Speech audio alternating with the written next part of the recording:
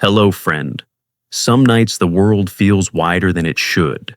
Stars breathe slower. Time folds in silence. Maybe that's just the mind listening to itself. Or maybe it's something older, something that remembers when light was new, when darkness was all there was, and the universe hadn't yet learned how to dream. Tonight we're going somewhere quiet, somewhere ancient. We're drifting back 4.6 billion years to a place where the sun didn't exist yet, where Earth was just a whisper in the void, where everything you've ever touched, everyone you've ever loved, was still sleeping in a cloud of dust, so cold, so dark, that light itself had forgotten the way in. But light always finds a way. This is the story of how our solar system was born, not from stone, not from fire, but from the death of a star that exploded long before memory began. From that ending came us. From that silence came morning. You don't need to understand everything tonight. Just rest. Let curiosity do the listening. And if you find yourself drifting, that's exactly where you're meant to be. Before we begin, if you find comfort in these quiet journeys, you might like to stay a while. You can gently tap the like button, subscribe if you'd like more stories told softly, and ring the little bell, not for noise, but so the next quiet night can find you again. No pressure, just an invitation if it feels right. Now, let's drift. Tonight we'll travel back to the beginning. Not the beginning of everything, but the beginning of here. The beginning of light that would one day warm your skin. The beginning of atoms that would one day become your bones. The solar system didn't arrive fully formed. It grew slowly from a cloud that had been waiting in the dark for millions of years. And what woke it up wasn't chance. It was violence, the kind that only stars know how to give. Let's start there in the cold, in the quiet, in the place where nothing had happened yet. 6 billion years ago, there was no sun, no Earth, no Mars, no Jupiter, no distant Neptune spinning alone in the frozen dark. There was only a cloud. Scientists call it a molecular cloud, but that name feels too small for what it was. Imagine a space so vast it stretched 60 light years across a distance so enormous that if you started walking at the speed of light, it would take you 60 years just to cross it. And inside that cloud, nothing but hydrogen, helium, and dust. Cold dust. The kind of cold that makes deep space feel warm. Negative 440 degrees Fahrenheit. Cold enough to freeze thought itself. This cloud wasn't special. It wasn't chosen. It was just one of billions drifting through the Milky Way, silent and still waiting. Clouds like this can exist for tens of millions of years without changing. They don't collapse on their own. They don't decide to wake up one morning and become a star. They need a push, a nudge from the universe. And for our cloud, the one that would become us, that nudge came from death. Somewhere nearby, a massive star had been burning for millions of years. It was old, dying. And when stars that large run out of fuel, they don't fade quietly, they explode. Scientists call it a supernova, a death so violent it outshines entire galaxies for weeks. The explosion sent a shockwave rippling outward at millions of miles per hour, carrying with it everything the star had created during its life. Carbon, oxygen, iron, gold. Elements that didn't exist when the universe was young. Elements that only form in the crushing heat of a dying star's core. That shockwave hit our cloud, and everything changed. The impact wasn't gentle. It was a cosmic collision, a wave of energy slamming into dust and gas that had been floating in silence for eons. The cloud shuddered. It compressed. Pockets of gas began to collapse inward, pulled together by their own gravity. For the first time in millions of years, the cloud began to move. It began to swirl. It began to heat up. Not quickly, nothing in space happens quickly, but steadily, patiently, the way all birth happens when you give it time. This is where we came from, not from nothing, from something that died, from a star that burned so bright it seeded the galaxy with the building blocks of life, then vanished. Every atom of carbon in your body, every breath of oxygen you take, every iron molecule in your blood, It was all forged inside a star that exploded before the sun was born. You are quite literally made of stardust, not as a metaphor, as a fact. Research published in the Astrophysical Journal suggests that nearly all elements heavier than helium in our solar system came from supernova explosions. The gold in wedding rings, the calcium in bones, the phosphorus in DNA. None of it existed in the early universe. It had to be created, and creation, it seems, requires destruction first. Here's something most people get wrong. They imagine the sun just appeared one day fully formed, burning bright in an empty sky. But that's not how stars are born. Stars grow, slowly. From clouds that collapse over millions of years, grain by grain, atom by atom. The sun didn't ignite all at once. It took nearly 100,000 years for the core to get hot enough, dense enough for nuclear fusion to begin. For 100,000 years, the sun was dark, a failed star, a cold, dense ball of gas waiting for the pressure to build. And then one day, or 1 century time, moves differently. Out there, the core reached 10 million degrees. Hydrogen atoms squeezed together by gravity began to fuse into helium. Energy exploded outward. Not the kind of explosion that destroys, the kind that sustains, the kind that lasts for 10 billion years. The sun had woken up.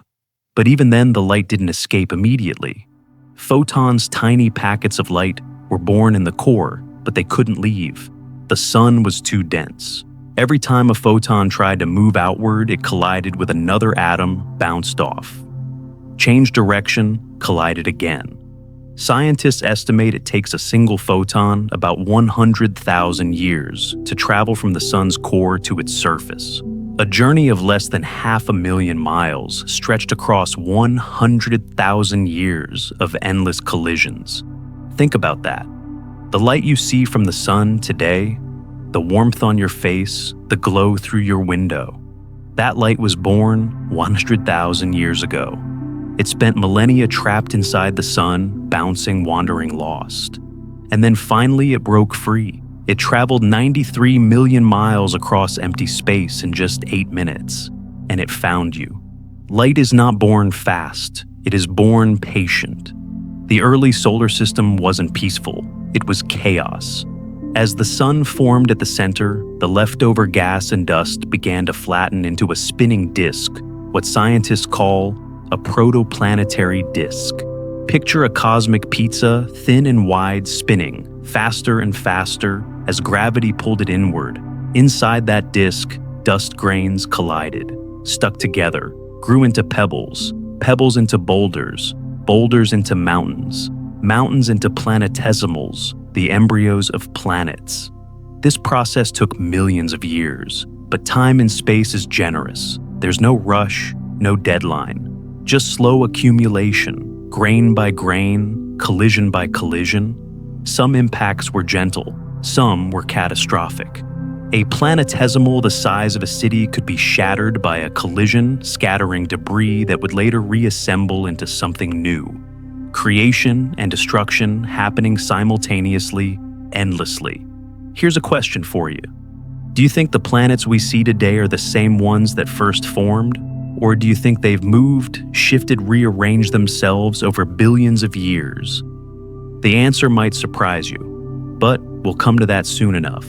The solar system was never meant to be calm. It was born from violence from the death of a star, from shock waves, and collisions from heat so intense it melted rock into vapor. But from that violence, something soft emerged, something capable of holding water, of growing forests, of dreaming.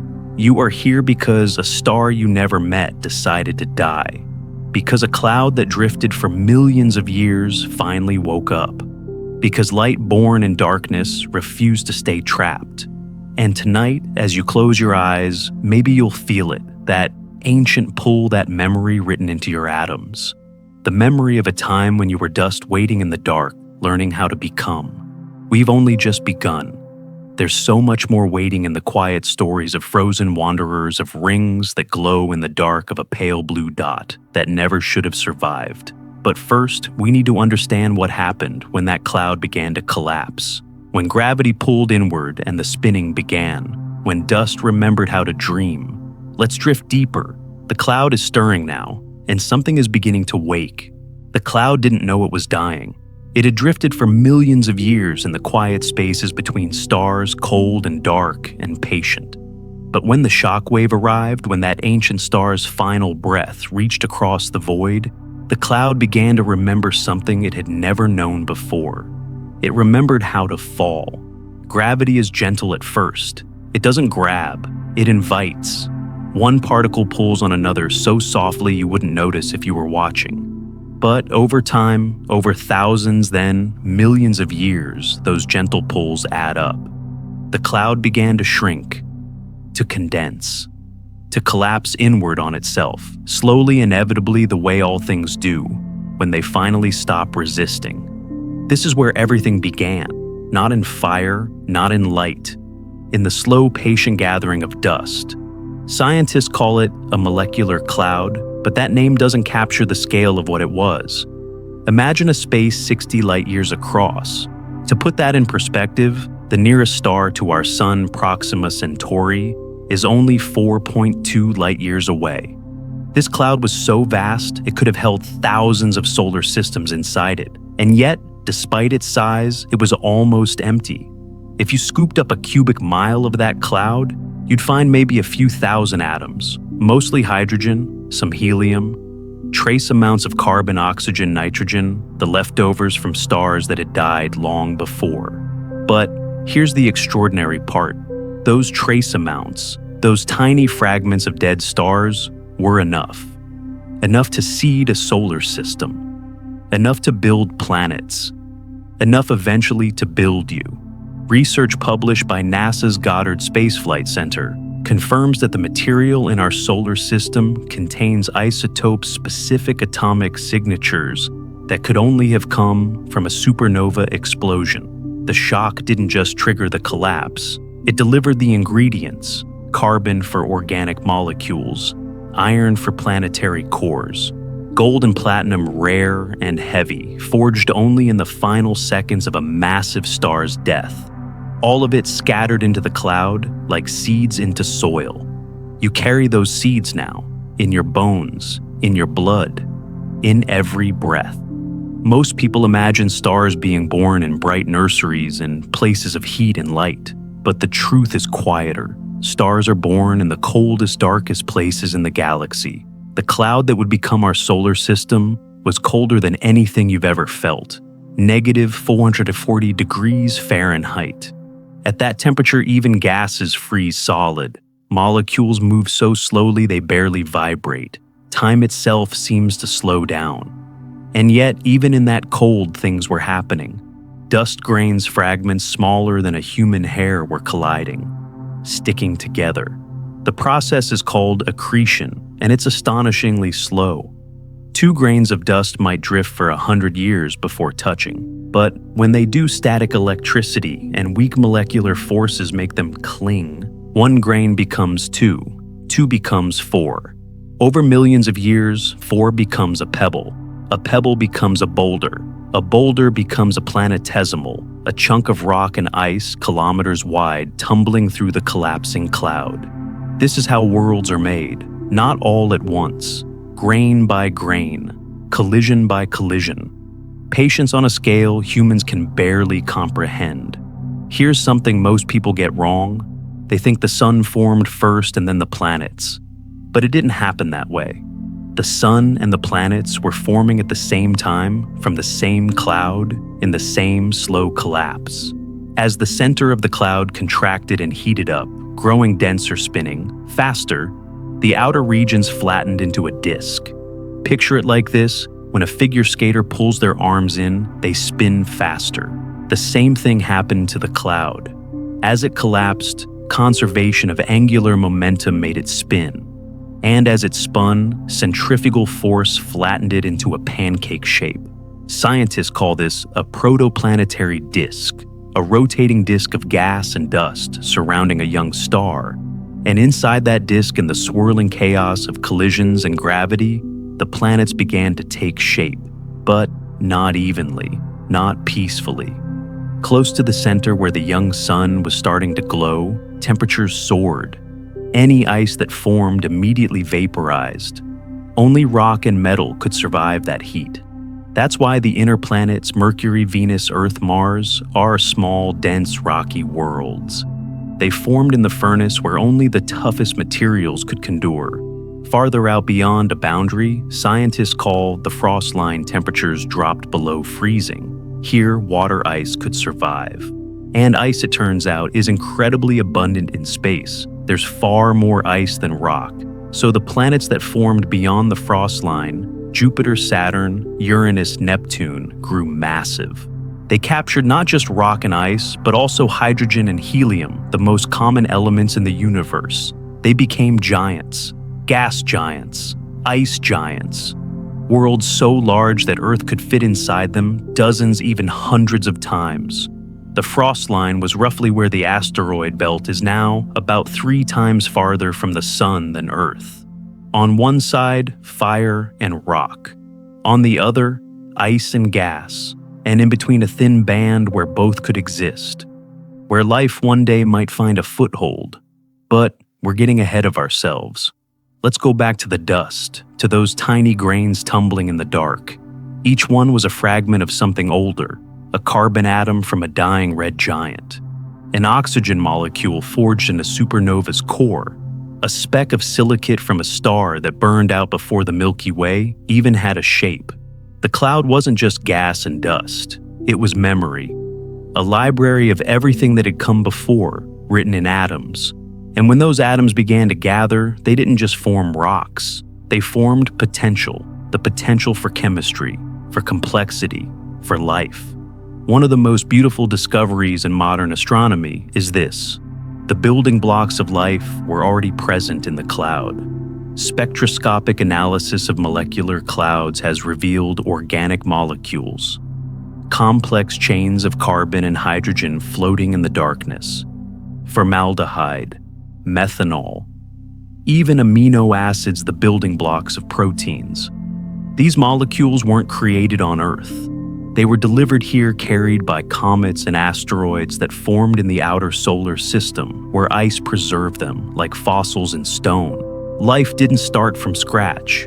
It started with a recipe that was already written. Do you ever wonder why we're here, not philosophically, scientifically? Why this planet, this star, this moment in time? The answer is in the dust, in the patient accumulation of fragments from 1,000 dead stars. We're here because the universe is astonishingly good at recycling. Nothing is ever truly lost. It just changes form. Here's another question. How long did it take for the cloud to collapse? The answer might surprise you. The initial collapse from a diffuse cloud to a dense protoplanetary disk took about 100,000 years. That sounds like a long time, but in cosmic terms, it's a blink. Stars can live for billions of years, galaxies for trillions. But the moment of birth, it's fast, almost violent. The collapse wasn't smooth. As the cloud contracted, it fragmented into clumps. Some clumps became stars. Others became brown dwarfs, failed stars that never got hot enough to ignite fusion. Still others were torn apart by gravitational tides, their material scattered back into the disk. The early solar system was a chaotic, turbulent place. A maelstrom of gas and dust, spinning faster and faster, heating up, glowing faintly in the infrared. If you could have been there floating in the disk, watching from a safe distance, you would have seen a dim red glow at the center. The young sun still shrouded in dust, not yet bright enough to see with human eyes. Around it, a flat disk stretching billions of miles, shimmering with the heat of countless collisions.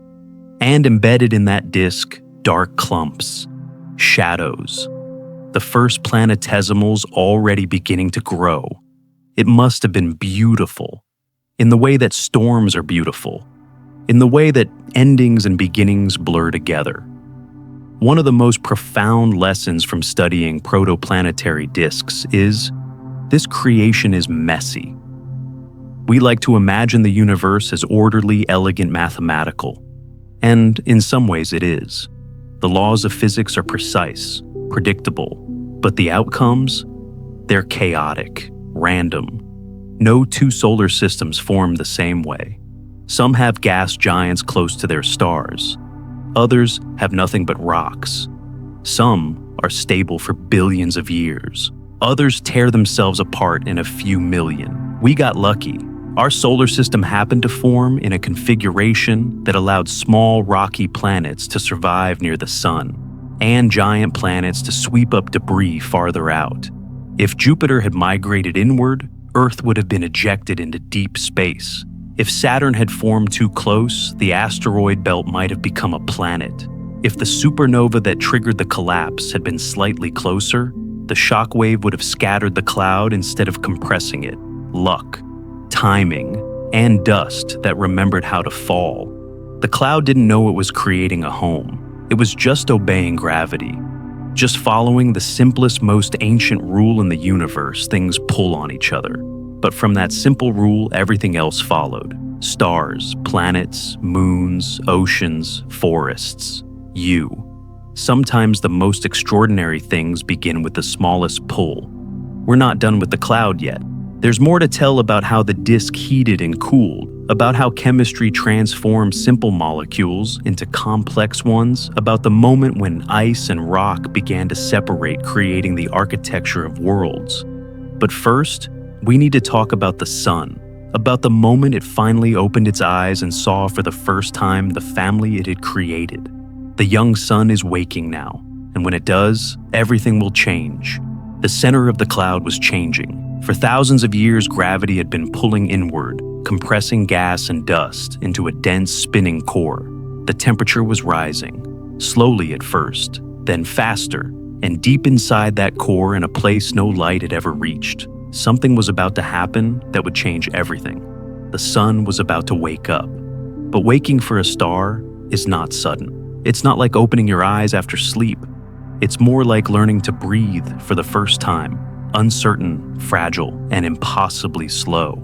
The sun spent 100,000 years in darkness, gathering itself, waiting for the moment when the pressure would be enough, the heat would be high enough, and the atoms at its core would finally touch in just the right way. And then one day, though, day means nothing. In a place without light, it happened. Fusion began. Here's what most people don't understand about the sun. It's not burning.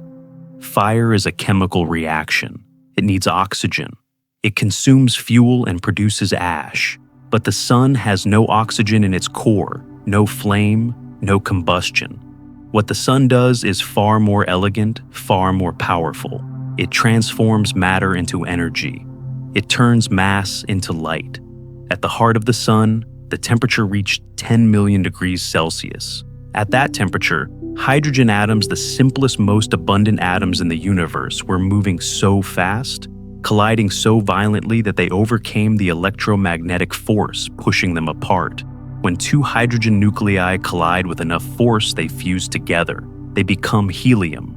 And in that transformation, a tiny fraction of their mass disappears. Where does it go? It becomes energy, pure energy, light and heat born from the marriage of atoms. Einstein's equation, E=mc2, tells us that even a small amount of mass contains an enormous amount of energy. In the sun's core, every second 600 million tons of hydrogen fuse into helium. And every second 4 million tons of matter simply vanish, converted into the energy that keeps the sun shining. 4 million tons, every second, for 4.6 billion years. And it will continue for another 5 billion more. Think about that. The sun has been burning for longer than Earth has existed, longer than life has existed. And it's only halfway through its fuel. Fusion is not violent, it's patient. It's the slowest explosion in the universe, stretched across billions of years, sustained by nothing but gravity, and the simple fact that hydrogen under pressure wants to become something else. But here's the part that takes your breath away. The light born in that fusion doesn't leave immediately. The sun's core is so dense, so tightly packed with atoms, that a photon, a particle of light, can't travel in a straight line. It's born at the center, moving at the speed of light, and immediately collides with another atom. Bounces off, changes direction, collides again, bounces, again and again and again. Scientists estimate that a single photon takes between 100,000 and 170,000 years to travel from the sun's core to its surface. The core is only about 400,000 miles in diameter. In empty space, light could cross that distance in 2 seconds. But inside the sun, it takes 100,000 years. Imagine being born in darkness and spending 100 millennia trying to find the door. That's what every photon does. It wanders lost through an ocean of atoms, bouncing endlessly until one day, by sheer luck, it reaches the surface and escapes into space. And then it travels 93 million miles in just 8 minutes, across the void, through the emptiness, until it touches your skin, until it warms your face, until it reaches your eyes and becomes the light you call morning. The light you saw this morning was born 100,000 years ago. It's older than human civilization, older than language, older than art. It was born when our ancestors were still learning to stand upright, still learning to dream. And now, after all that time, it's here, with you, soft and warm and patient. Light is not born fast. It is born patient. When fusion first began in the sun's core, the young star didn't know what it had become. It didn't know it had started a process that would last billions of years. It just followed the rules of physics: pressure, heat, gravity, atoms moving so fast they couldn't help but touch.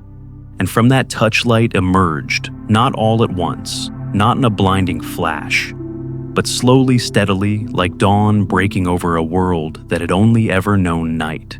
The early sun was dimmer than it is now. Scientists estimate it was about 70% as bright.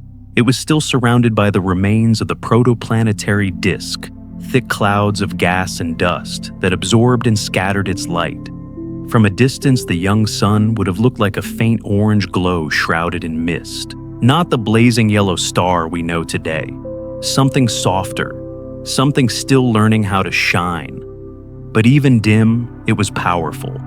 The radiation streaming out from the core began to push against the infalling gas.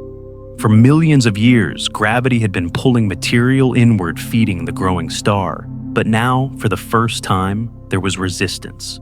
Light pushes, not hard but constantly. Photons carry momentum, and when billions of photons stream outward every second, they create pressure, radiation pressure.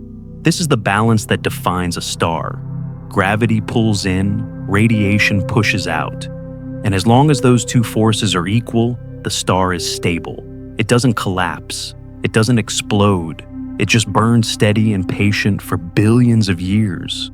Our sun has been in that balance for 4.6 billion years, and it will stay there for another 5 billion until the hydrogen in its core finally runs out. But what happens when the fuel runs out? What happens when the fusion stops? That's a question we'll answer later. For now, let's stay in the beginning, when the sun was young and still surrounded by the debris of its birth. The ignition of fusion didn't just create light, it created wind, solar wind.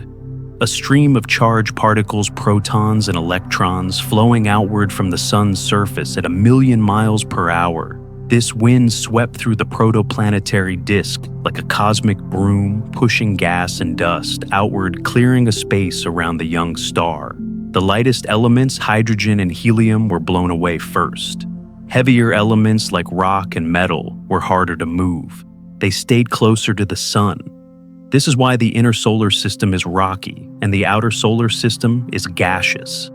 The sun's wind sorted the material, close in rock and metal, far out ice and gas. It wasn't intentional, it was just physics. But that sorting created the architecture of the planets we see today. Here's something fascinating we've discovered: thousands of exoplanets, planets orbiting other stars. And many of them don't follow this pattern.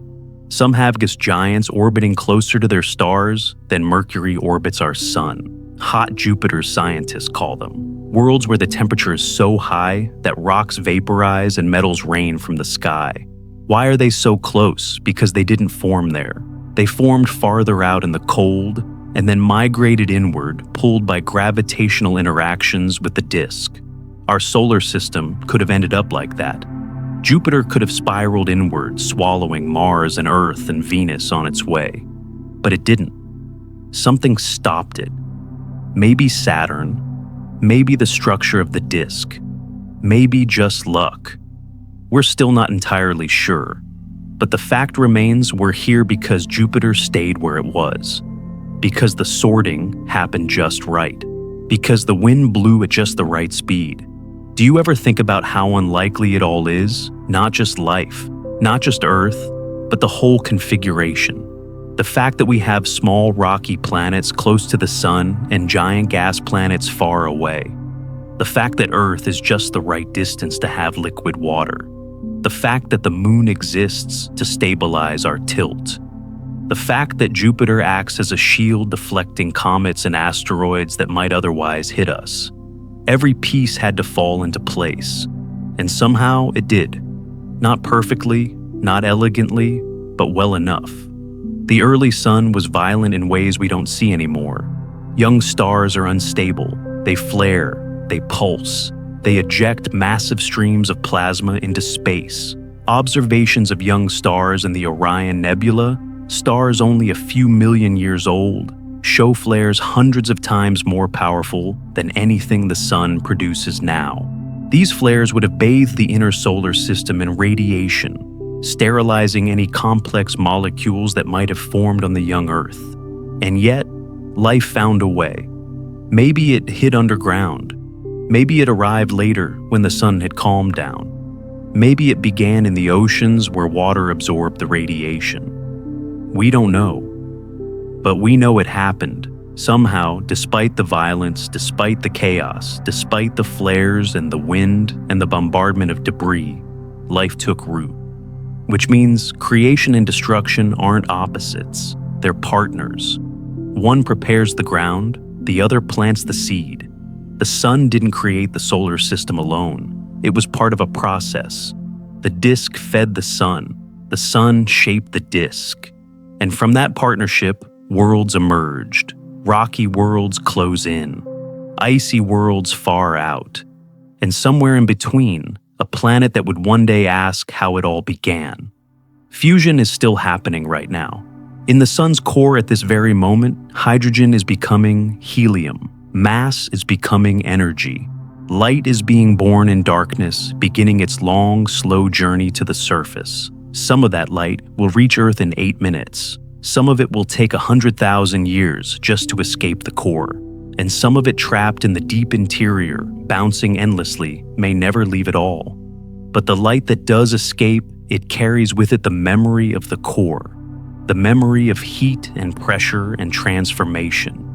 It carries the proof that even in the densest, darkest places, light can be born. And maybe that's the real lesson, not just about stars, about everything. That light isn't given, it's made, slowly, patiently, from the inside out. The sun is awake now. Its light is streaming outward, illuminating the disk, warming the planetesimals, beginning the long process of evaporation and erosion that will clear the solar system of its birth cloud. But the planets aren't finished yet. They're still colliding, still growing, still fighting for space in the crowded disk. And one of those collisions, one impact billions of years ago, will give Earth something it desperately needs.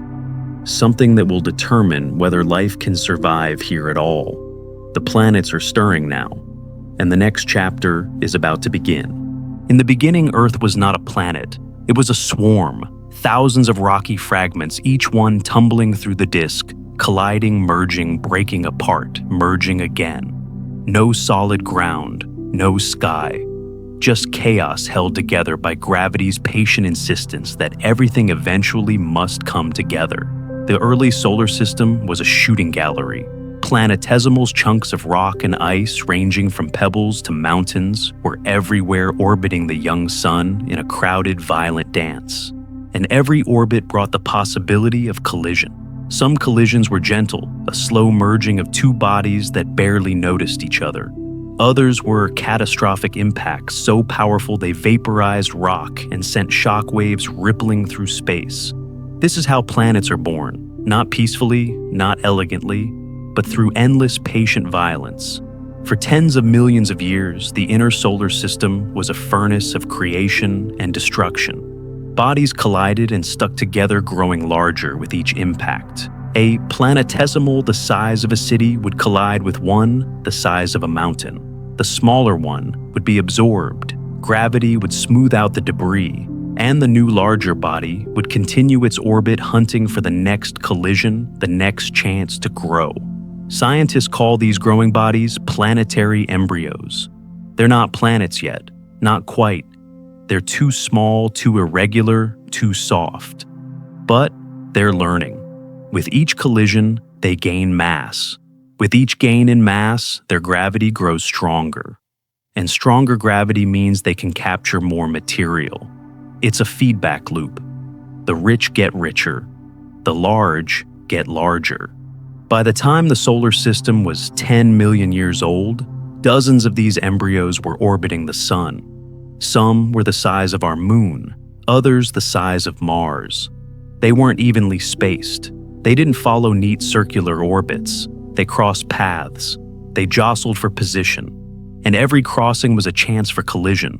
One of those embryos was proto-Earth. Not Earth as we know it, not yet. Just a mass of molten rock glowing red-hot from the heat of constant impacts. Its surface was an ocean of magma liquid stone, thousands of degrees hot, churning and bubbling under a sky that didn't exist yet. No atmosphere, no water, no life, just heat and gravity and the slow grinding work of accretion. And then, about 4.5 billion years ago, something extraordinary happened. Something that would determine the fate of this planet forever. Another embryo, roughly the size of Mars, was drifting through the inner solar system. Scientists have given it a name, Theia, after the Greek Titan, who was the mother of the moon. Theia had been growing for millions of years, just like proto-Earth. It had its own gravity, its own orbit, its own future. But orbits in a crowded solar system are never stable for long. Gravitational perturbations, tiny tugs from Jupiter, from Saturn, from the other embryos, slowly altered Theia's path. And one day, its path crossed Earth's. The collision happened at a speed of about 25,000 miles per hour. Not a head-on impact. A glancing blow like a car sideswiping another car on a cosmic highway. But at that speed, even a glancing blow is catastrophic. When Theia struck proto-Earth, the energy released was unimaginable. Imagine every nuclear weapon ever built detonating at once. Then multiply that by 1 billion. That's the scale of energy we're talking about. The impact vaporized Theia's outer layers. It sheared off a massive chunk of Earth's mantle. Molten rock sprayed into space, forming a cloud of debris that stretched thousands of miles above the surface. The heat was so intense that the entire planet melted. Every rock, every mineral, everything became liquid, glowing orange-white like the inside of a furnace. For hours, maybe days, Earth was not a solid planet. It was a ball of molten stone, spinning in space, surrounded by a ring of vaporized rock that shimmered in the faint light of the young sun. And from that ring, the moon was born. Here's what most people don't realize: the moon didn't form slowly. It didn't take millions of years for the debris to gather. Computer simulations suggest the moon coalesced in less than a century, maybe as little as a few decades. The debris ring was so hot, so dense, that gravity pulled it together almost immediately. Chunks of molten rock collided and merged, still glowing red from the heat of the impact. And within a human lifetime, if humans had been there to watch, the moon would have taken shape. But even after it formed, the moon was different than it is today. It was much closer to Earth, so close that if you stood on the young Earth's surface, assuming you could survive the heat, the moon would have filled half the sky. A massive glowing sphere looming overhead, so bright you could read by its light even at night. And it was moving away. Still is. Every year, the moon drifts about 1.5 inches farther from Earth. The tidal forces between Earth and moon are slowly pushing them apart. In 4.5 billion years, the moon has moved from about 15,000 miles above Earth to its current distance of 240,000 miles. And it's still moving. Billions of years from now, the moon will be so far away that total solar eclipses will no longer be possible. The moon will appear too small to cover the sun. But let's not get ahead of ourselves. We're still in the age of fire and stone. The Theia impact did more than create the moon. It fundamentally changed Earth. Before the collision, Proto-Earth had been accumulating a thick atmosphere of hydrogen and helium, the same light gases that make up Jupiter and Saturn. But the impact was so violent, the heat so extreme that it stripped away that primordial atmosphere entirely. The gases were blown into space, lost forever. Earth had to start over, which, in hindsight, was a gift. If Earth had kept its hydrogen atmosphere, it would have become a gas giant. Life as we know it could never have evolved. But because the atmosphere was stripped away, Earth had the chance to build a new one, an atmosphere made of volcanic gases of water, vapor of carbon dioxide and nitrogen, an atmosphere that could one day support oxygen, support life. Sometimes losing everything is the only way to begin again. After the impact, Earth was molten for millions of years. The heat from the collision combined with the heat from radioactive decay in the core kept the entire planet liquid. But slowly over 10, maybe 20 million years, the surface began to cool. A thin crust formed, solidified, cracked, and reformed. Volcanoes erupted, continuously spewing lava and gases into the sky. The early Earth was a hellscape, a world of fire and ash and lightning storms that never stopped. And yet, even in that hell, the building blocks of life were arriving. Comets and asteroids rich in water and organic molecules were still bombarding the inner solar system. Every impact delivered more raw material. Water locked in ice was vaporized by the heat, but didn't escape into space. Earth's gravity held it close. Over time, the water vapor condensed, clouds formed, and then for the first time in Earth's history, it rained. Not a gentle rain, a deluge. A planetary-scale monsoon that lasted for thousands, maybe millions of years. Rain fell so hard, so continuously, that it carved valleys into the cooling rock. It pooled in low-lying areas. It filled the first basins. And slowly, over millions of years, the oceans formed. Think about that. Every drop of water in every ocean, every river, every raindrop that's ever touched your skin. It was delivered by asteroids and comets 4 billion years ago.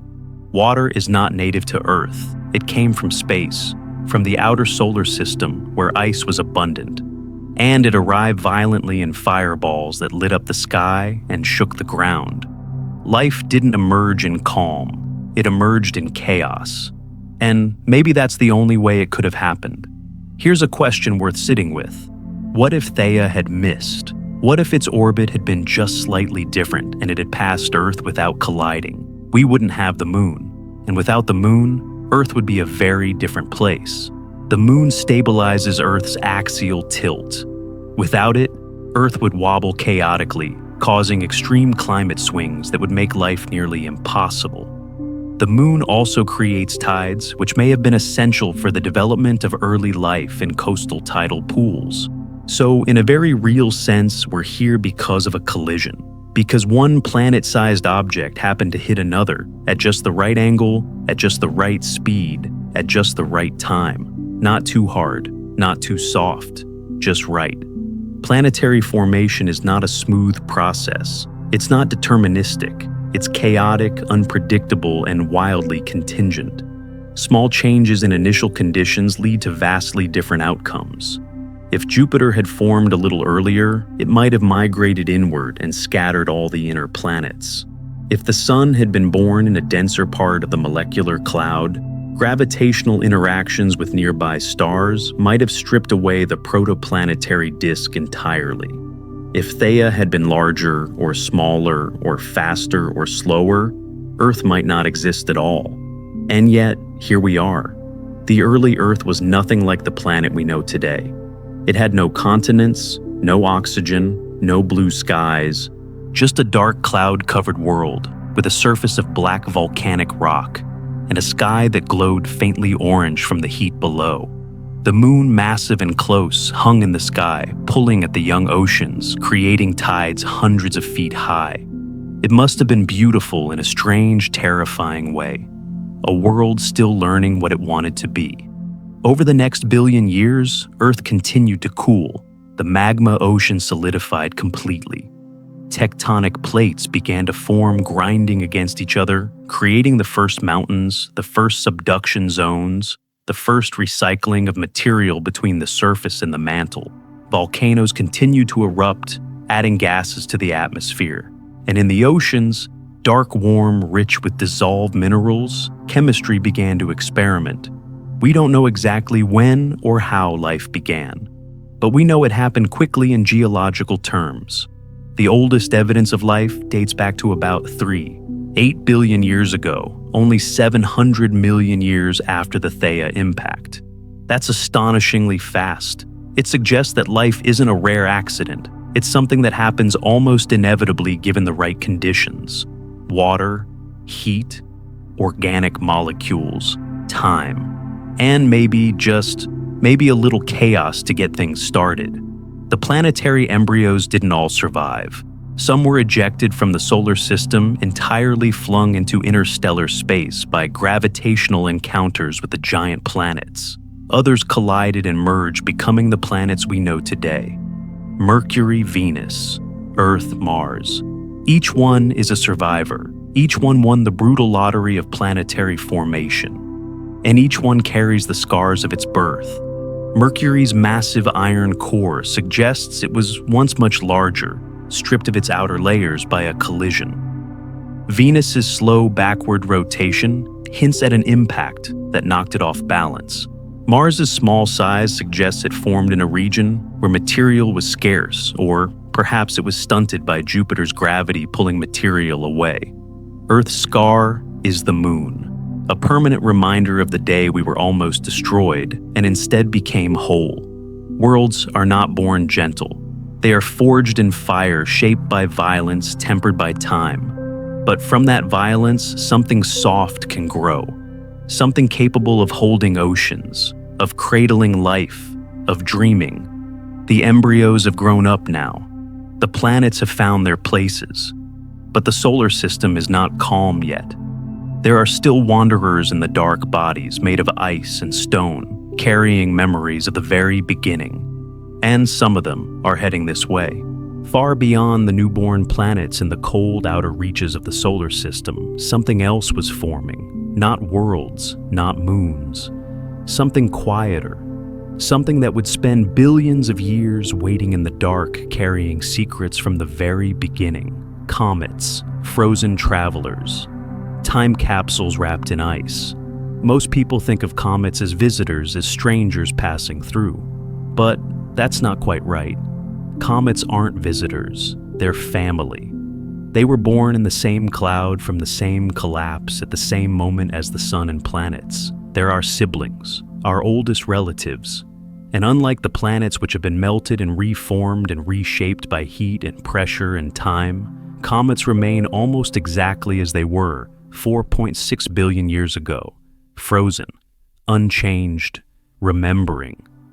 When the protoplanetary disk was still thick with gas and dust, the outermost regions far beyond where Neptune orbits today were cold enough for water to freeze solid.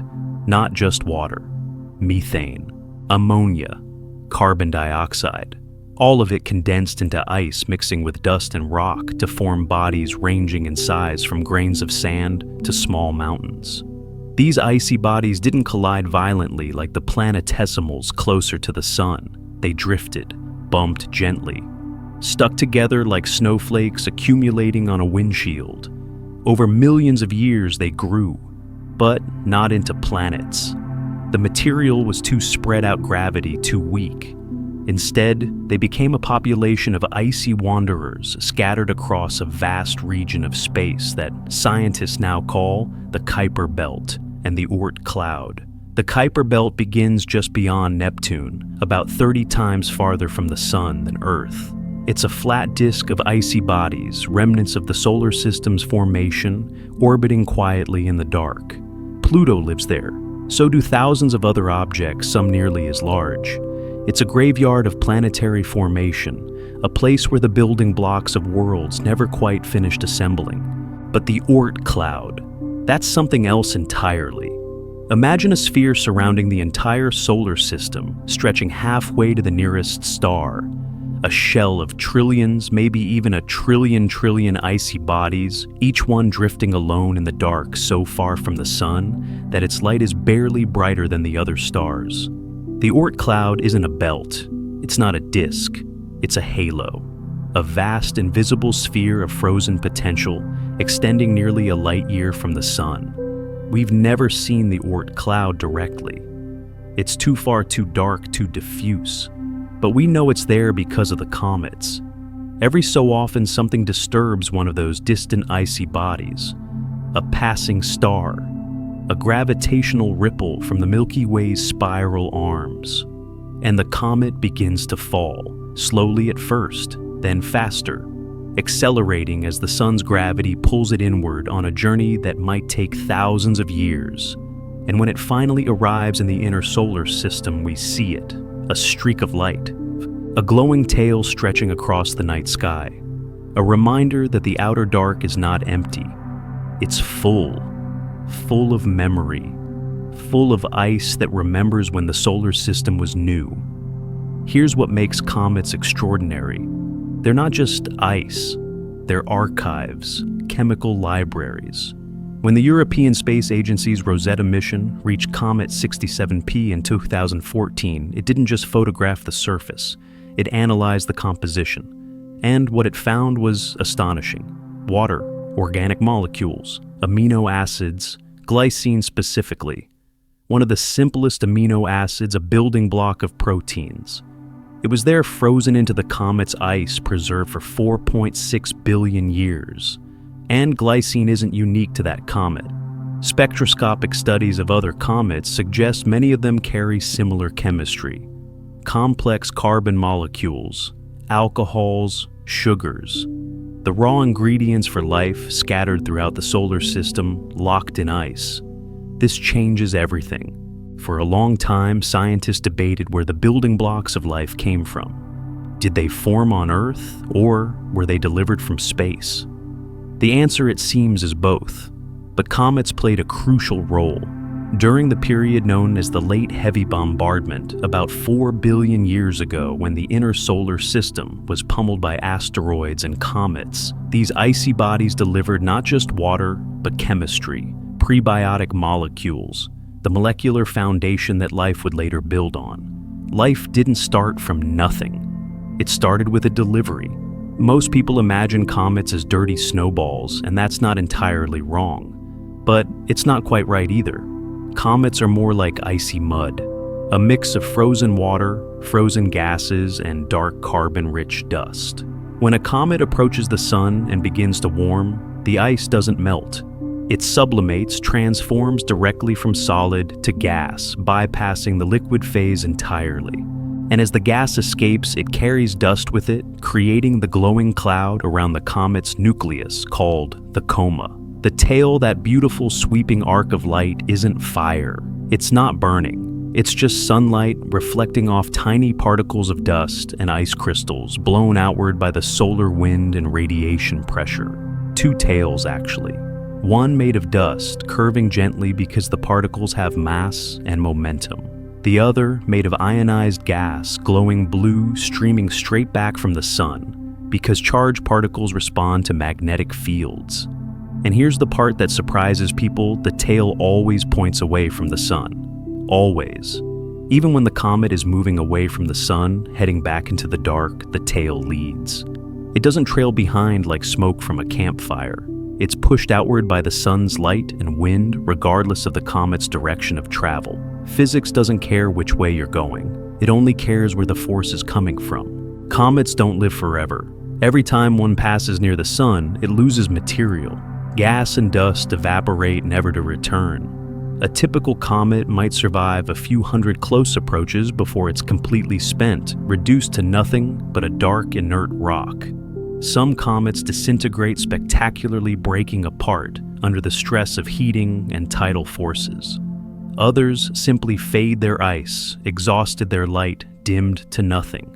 But while they last, they're messengers, visitors from the deep past carrying news from the beginning of time.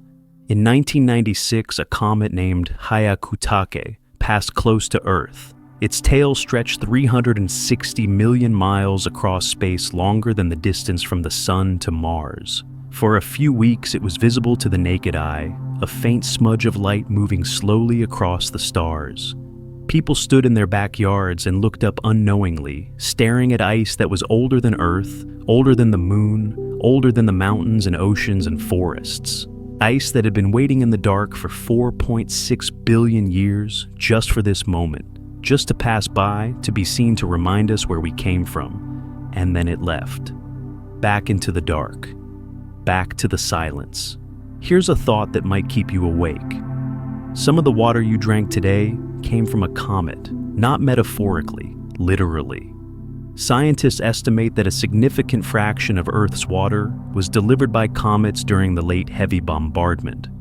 When you fill a glass of water, you're holding molecules that were once frozen in the Oort cloud, molecules that traveled billions of miles through space, survived the violence of impact, and eventually made their way into the oceans, into the rain, into the rivers, into you. You are drinking starlight, frozen and melted and frozen and melted again over and over for billions of years. Not all comets come from the Oort cloud. Some come from the Kuiper belt, orbiting in more predictable paths. Halley's Comet, for instance, returns every 76 years, regular as clockwork. It's been observed for thousands of years. Ancient Chinese astronomers recorded it in 240 BCE. It appears in the Bayeux Tapestry depicted as an omen before the Battle of Hastings in 1066. Mark Twain was born during one of its appearances and died during the next, fulfilling a prediction he made years earlier. Comets have been with us in human memory for as long as we've looked up. We've feared them, worshipped them, tried to interpret their meaning. And all along, they were just ice, just chemistry, just fragments of the beginning passing through. But here's what we're only beginning to understand. Comets may have been essential, not just for delivering water and organic molecules, but for distributing them throughout the solar system. Jupiter's gravity occasionally flings a comet inward where it might impact Earth, but it might also impact Mars, or Europa, or Enceladus. Comets are couriers spreading the building blocks of life far and wide, seeding dozens of worlds with the same chemistry. Which raises a question: if life began on Earth using molecules delivered by comets, could the same thing have happened elsewhere? Could there be life on Europa beneath its icy shell, in an ocean warmed by tidal forces, fed by the same organic chemistry that arrived here billions of years ago? We don't know yet. But the possibility is they're frozen into the ice waiting. One of the most common misconceptions about comets is that they're rare. They're not. There are billions of them, maybe trillions, scattered throughout the Kuiper belt and Oort cloud. We only see the tiny fraction that happen to fall inward toward the sun.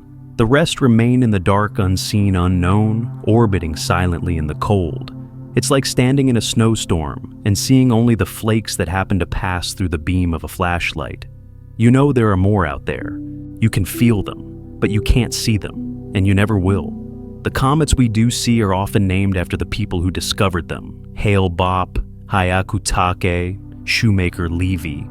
But the comets don't care what we call them. They don't care that we watch them, photograph them, send spacecraft to visit them. They're just following orbits carved out billions of years ago, shaped by the gravity of planets and stars, drifting through the dark like leaves on a river. Some orbits bring them close to the sun, once and never again. They're ejected, flung out of the solar system, entirely cast into interstellar space, where they'll wander between the stars for eternity. Others loop back, returning again and again until the ice is gone and only rock remains. And a very few impact planets. They always have. They still do. In 1994, comet Shoemaker-Levy 9 broke apart and collided with Jupiter in a series of impacts that left scars the size of Earth visible on the planet's surface for months. If that comet had hit Earth instead, it would have been an extinction event. Total, final, but Jupiter caught it, as it's been catching them for billions of years, quietly, patiently, standing between us and the dark. Comets remind us that the solar system is not stable. It's not finished. It's still evolving, still changing, still full of wanderers and dangers and possibilities. The planets may have found their orbits, but the ice remembers. It remembers when everything was new, when the sun was dim, when the earth was molten, when nothing had names yet. And every time a comet appears in the night sky, blazing across the stars with its glowing tail, it's not just a spectacle, it's a message from the deep past, from the frozen edges of the solar system, from the cloud that started it all. It says I was there, I remember, and I'm still here carrying the beginning, waiting for the moment when someone looks up and listens. The frozen wanderers are still out there drifting in the dark. But closer to home, nearer to the warmth of the sun, other guardians are at work. Giants that never wander. Giants that hold the line. And without them, none of this would be here. Not the comets, not the Earth, not you. Jupiter doesn't look like a guardian. It looks like a storm. A massive swirling world of clouds and lightning, spinning so fast, it bulges at the equator, wrapped in bands of color that shift and churn like a living thing. The Great Red Spot alone, a hurricane larger than Earth, has been raging for at least 400 years, maybe longer. We've been watching it since the telescope was invented, and it hasn't stopped. Jupiter is chaos. Jupiter is violence. Jupiter is a planet that could swallow 1/300 Earths and still have room left over. And yet, without Jupiter, you wouldn't be here. None of us would. Because Jupiter isn't just a giant, it's a shield. A gravitational bodyguard standing between the inner solar system and the endless barrage of ice and rock from the outer dark. For 4.6 billion years, Jupiter has been catching bullets meant for us. When the solar system was young, the space between the planets wasn't empty. It was crowded.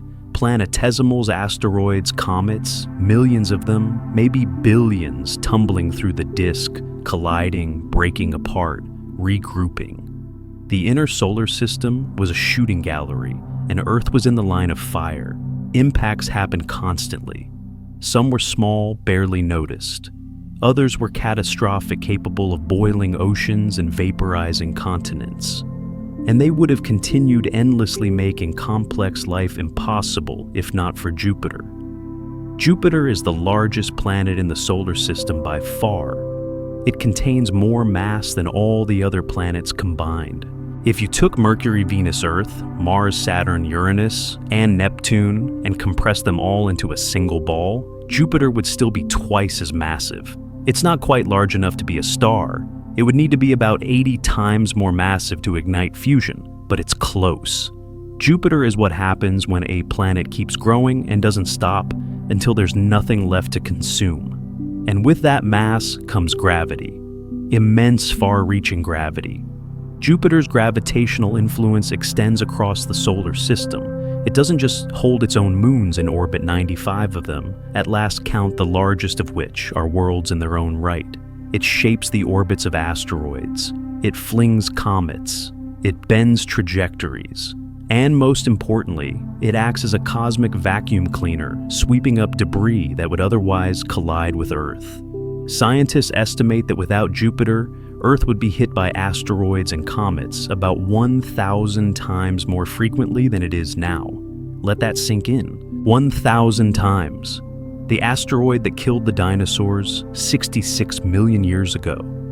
Events like that might happen every few 100,000 years instead of every few 100 million years. Complex life would never have time to recover. Evolution would be constantly reset. The oceans would be sterilized over and over again. But Jupiter catches them, quietly, patiently, without asking for thanks. In July 1994, the world watched as comet Shoemaker-Levy 9 collided with Jupiter. The comet had been captured by Jupiter's gravity years earlier, torn apart by tidal forces into 21 fragments, each one several kilometers wide. And over the course of a week, those fragments slammed into Jupiter's atmosphere at 134,000 miles per hour. Each impact released energy equivalent to millions of nuclear bombs. The explosions created fireballs larger than Earth visible from space. Dark scars appeared on Jupiter's surface impact sites, so large they could be seen through amateur telescopes from Earth. Those scars persisted for months, slowly fading as Jupiter's atmosphere churned and healed. If that comet had hit Earth instead, it would have been the end. Total extinction. The impacts would have incinerated the atmosphere, boiled the oceans, and left the surface molten. Nothing would have survived. Not bacteria, not deep-sea organisms, nothing. But Jupiter took the hit, and we didn't even notice until astronomers pointed their telescopes at the giant planet and saw the scars. Here's the part that keeps astronomers awake at night. Shoemaker-Levy 9 wasn't unusual. Jupiter gets hit all the time. Amateur astronomers have recorded multiple impacts over the past few decades, bright flashes in Jupiter's atmosphere, fireballs appearing and disappearing in seconds. These aren't small objects. They're kilometer-sized chunks of rock and ice traveling at tens of thousands of miles per hour. And Jupiter absorbs them like a sponge soaks up water. Most of these impacts go unnoticed. They happen on the far side of the planet or during Jupiter's day when the flash is drowned out by reflected sunlight. But they're happening, constantly. Jupiter is under bombardment even now as you listen to this. And every impact Jupiter absorbs is one that doesn't hit Earth. Jupiter's protection isn't accidental. It's a consequence of orbital mechanics and gravitational dynamics. The asteroid belt located between Mars and Jupiter contains millions of rocky bodies left over from the solar system's formation.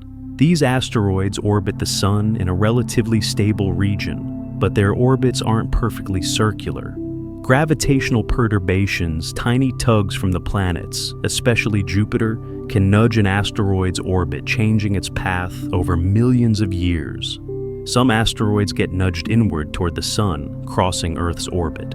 We call these near-Earth asteroids, and we track them carefully because even a small one could cause regional devastation if it hit a populated area. But many more asteroids get nudged outward toward Jupiter. And once they enter Jupiter's gravitational sphere of influence, they're either flung out of the solar system entirely or captured and eventually consumed. Jupiter is a gatekeeper. It decides what comes in and what stays out. But Jupiter's protection comes at a cost. Its gravity is so strong that it prevents the asteroid belt from ever forming a planet. The material is there enough rock and metal to build a world larger than Mars. But every time the asteroids start to clump together, Jupiter's gravity tears them apart. Orbital resonance patterns where an asteroid's orbital period is a simple fraction of Jupiter's create zones of instability, where no asteroid can survive for long. These resonances act like invisible walls carving gaps in the asteroid belt, ejecting material that drifts too close. In a way, Jupiter sacrificed a sibling to protect the rest of us. The asteroid belt could have been a planet, but Jupiter's gravity ensured it never would be. Here's a question worth considering: is Jupiter's position a coincidence, or is it a requirement for life? Astronomers have discovered thousands of exoplanets, planets orbiting other stars, and many of them have configurations wildly different from ours. Some systems have gas giants closer to their star than Mercury is to our Sun. Others have no gas giants at all, just rocky planets scattered throughout the system. And in some cases, the gas giants migrated inward during the system's formation, plowing through the inner planets, ejecting or destroying everything in their path. Our solar system didn't go through that. Jupiter formed where it is now about 5. 2 times farther from the sun than Earth, and it stayed there.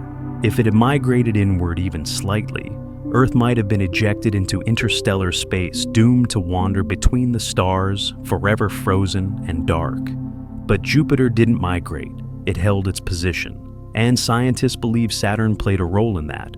The two giants formed close enough in time that their gravitational interactions balanced each other, preventing either from spiraling inward. They locked into a stable configuration, and they've stayed there for billions of years. We got lucky. Again. Jupiter's moons are worlds unto themselves. Io, the closest large moon, is the most volcanically active body in the solar system. Its surface is constantly resurfaced by lava, driven by tidal heating from Jupiter's immense gravity. Europa, covered in ice, hides a global ocean beneath its surface, an ocean that may contain twice as much water as all of Earth's oceans combined. Ganymede is the largest moon in the solar system, bigger than the planet Mercury, with its own magnetic field. Callisto, ancient and cratered, is a record of 4 billion years of impacts its surface unchanged since the solar system was young. These moons exist because of Jupiter. They formed in orbit around the giant planet, shaped by its gravity, warmed by its tidal forces. And they might harbor life. Europa's ocean, kept liquid by the constant flexing of tidal heating, is one of the most promising places to search for life beyond Earth. The water is there, the chemistry might be there, and the energy from tidal heating from chemical reactions at the ocean floor is definitely there. If life exists on Europa, it owes its existence to Jupiter, to the same gravity that protects Earth. Jupiter's atmosphere is strange and beautiful.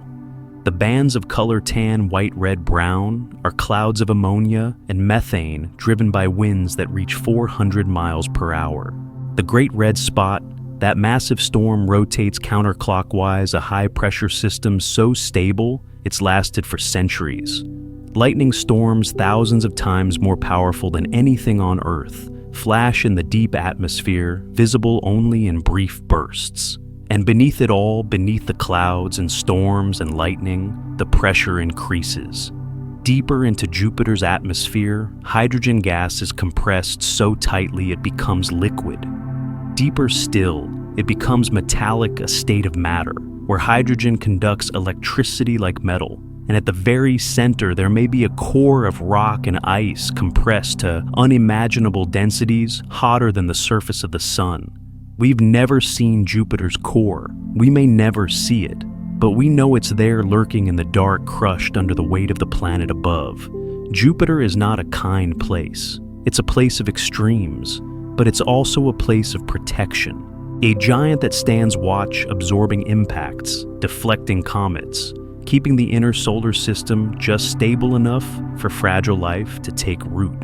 Do you ever wonder what would happen if Jupiter disappeared? If it just vanished suddenly, leaving empty space where the giant used to be?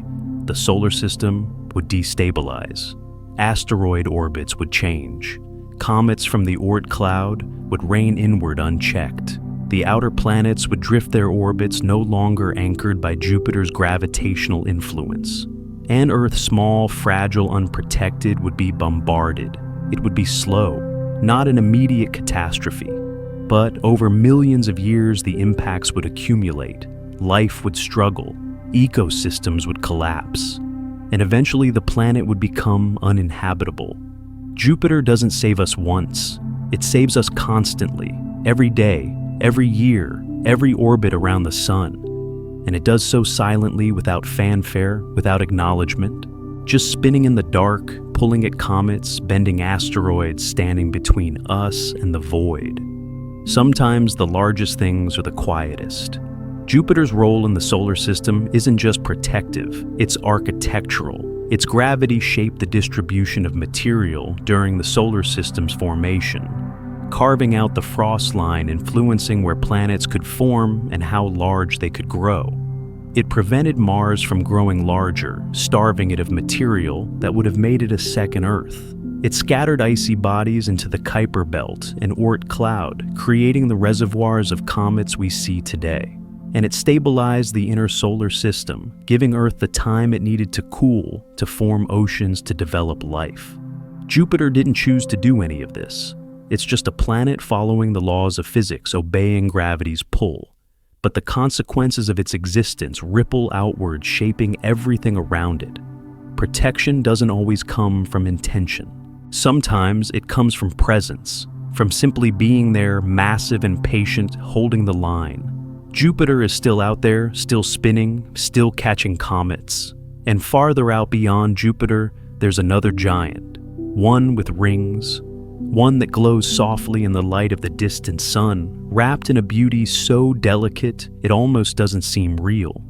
But those rings weren't always there, and the story of how they formed is stranger and sadder than you might think. Saturn's rings are the most beautiful thing in the solar system. Even among astronomers who've studied them for decades, who've analyzed their composition and mapped their structure, there's a quiet reverence when speaking about them. They shouldn't exist. They're too fragile, too temporary, too impossibly thin. And yet, there they are, gleaming in the darkness like a halo around a god. But beauty in space often comes from endings, from destruction, from something that used to be whole. The rings of Saturn are not ancient. They're young, astonishingly young, and they weren't always there. Most people assume Saturn has always had rings. They imagine the planet forming with its halo, intact, billions of years old, a permanent fixture of the solar system. But that's not what the evidence suggests. Data from NASA's Cassini mission, which orbited Saturn for 13 years, before plunging into the planet's atmosphere in 2017, revealed something unexpected. The rings are bright, too bright. They're made of almost pure water ice with very little dust or debris. And in space, ice doesn't stay clean for long. Micrometeorites, cosmic dust, tiny fragments of rock, they're constantly raining down on everything coating surfaces in a thin layer of grime. But Saturn's rings aren't coated. They're pristine, which means they can't be old. Scientists now estimate the rings are between 100 and 400 million years old. That sounds like a long time. But in the context of the solar system, 4.6 billion years old, it's recent. It's nothing. The rings formed after the dinosaurs had already walked the Earth, after fish had crawled onto land, after complex life had spent billions of years evolving in the oceans. Saturn existed for 4 billion years without rings. And then something happened. We don't know exactly what. But the most likely explanation is this: a moon died. Saturn has 146 known moons at last count, ranging from tiny captured asteroids to massive worlds like Titan, which is larger than the planet Mercury.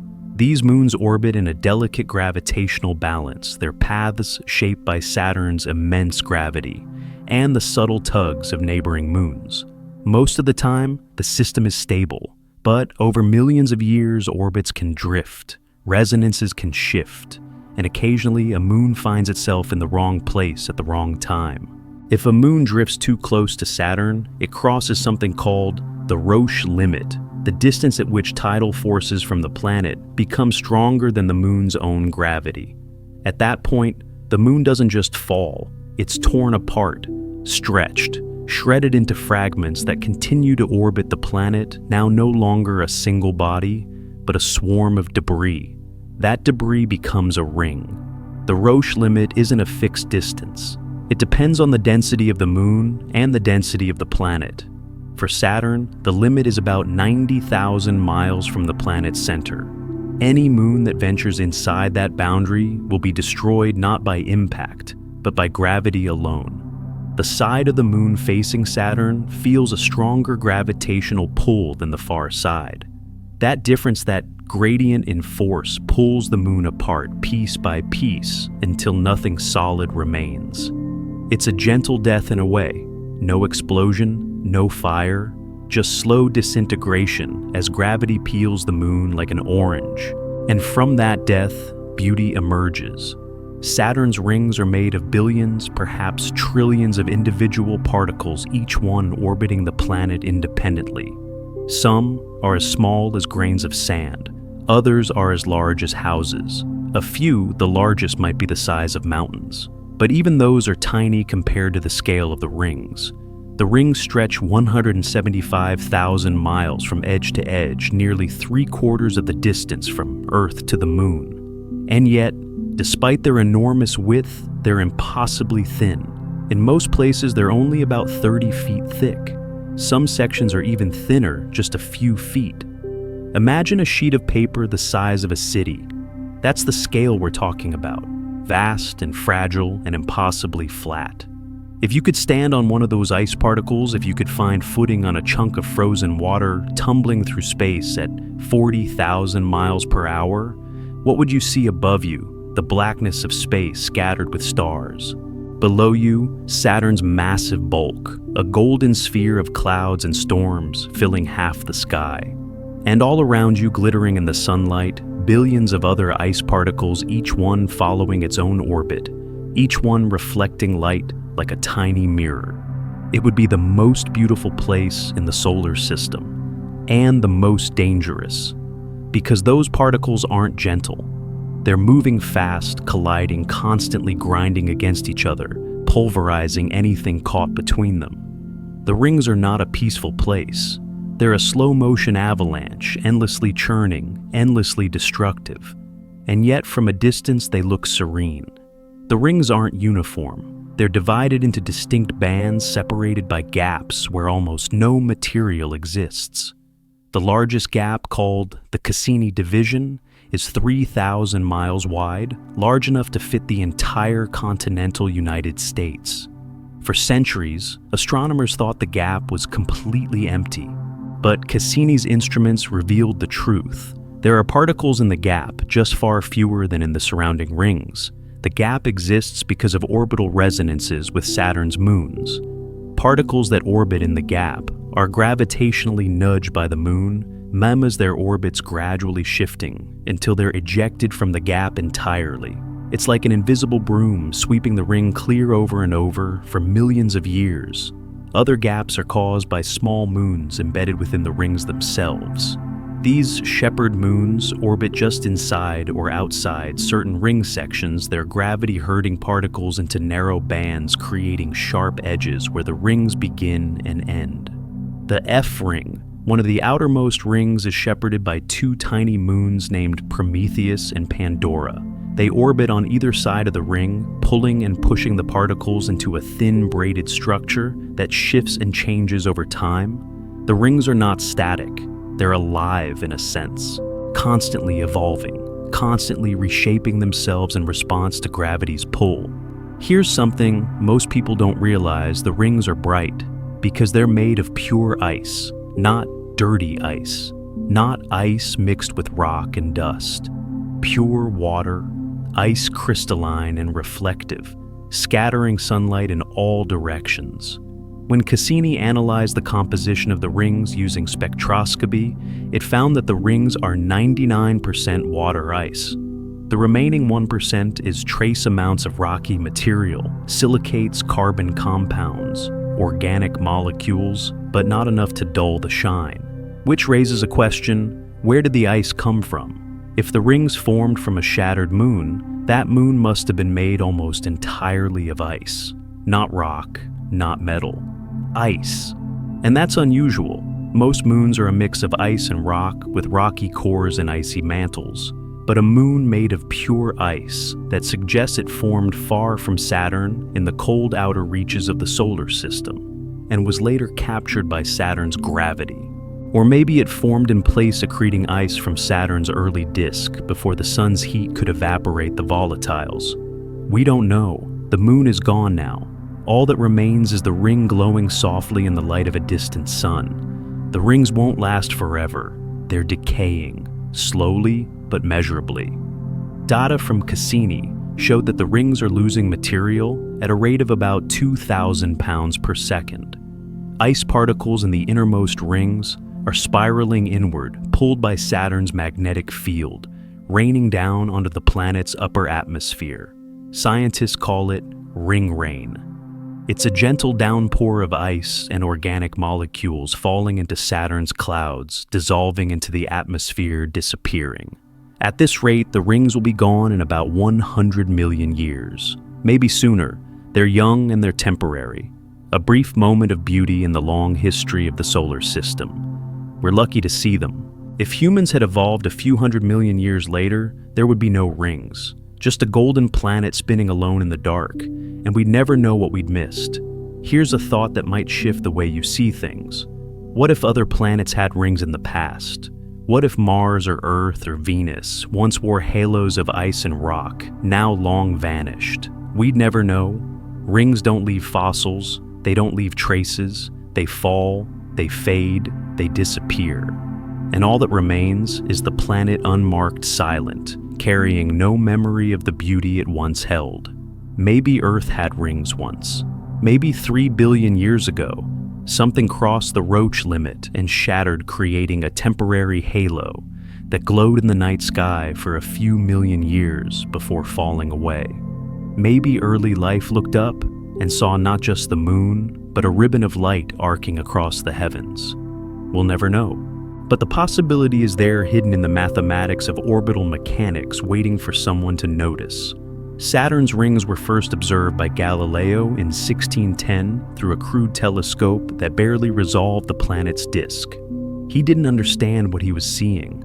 He thought Saturn had ears or handles or companion objects on either side.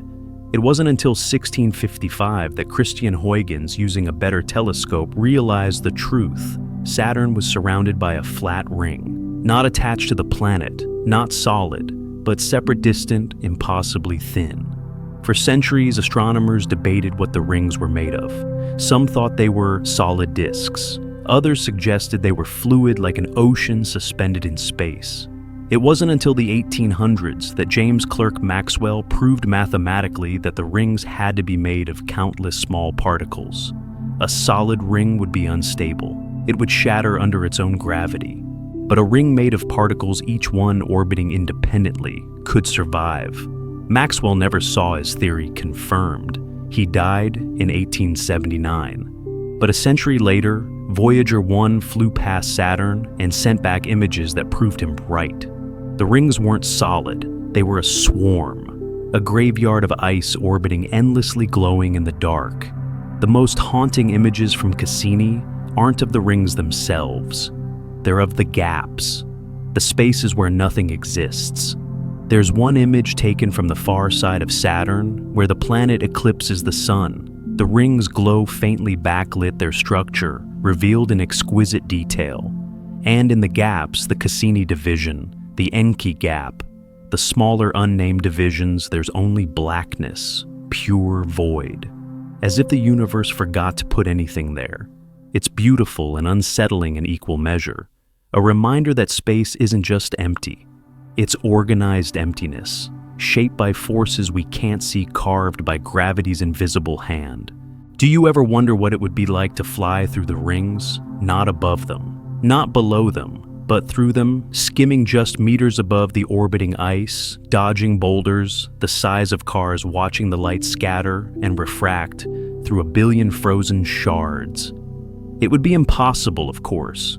You'd be pulverized instantly. But if you had a ship fast enough and strong enough, it would be the most beautiful death in the solar system. A graveyard that glows, a moon that became a halo, an ending that turned into light.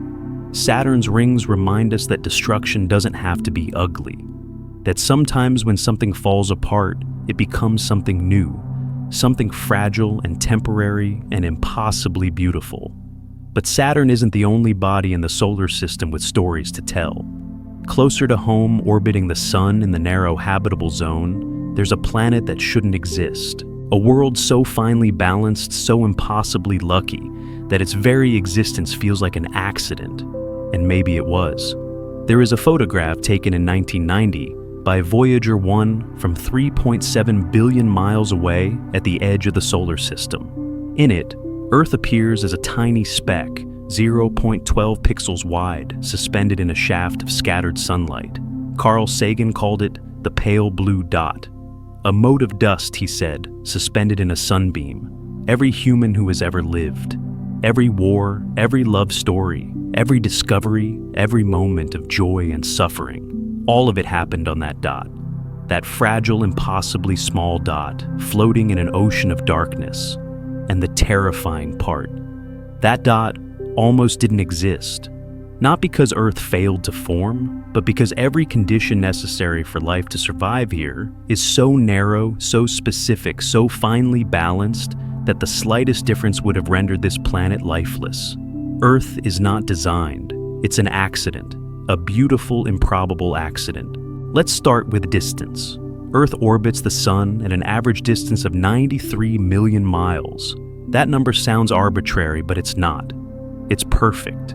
Scientists call the region around a star where liquid water can exist on a planet's surface the habitable zone, or sometimes the Goldilocks zone. Too close to the Sun and water boils away. Too far and it freezes solid.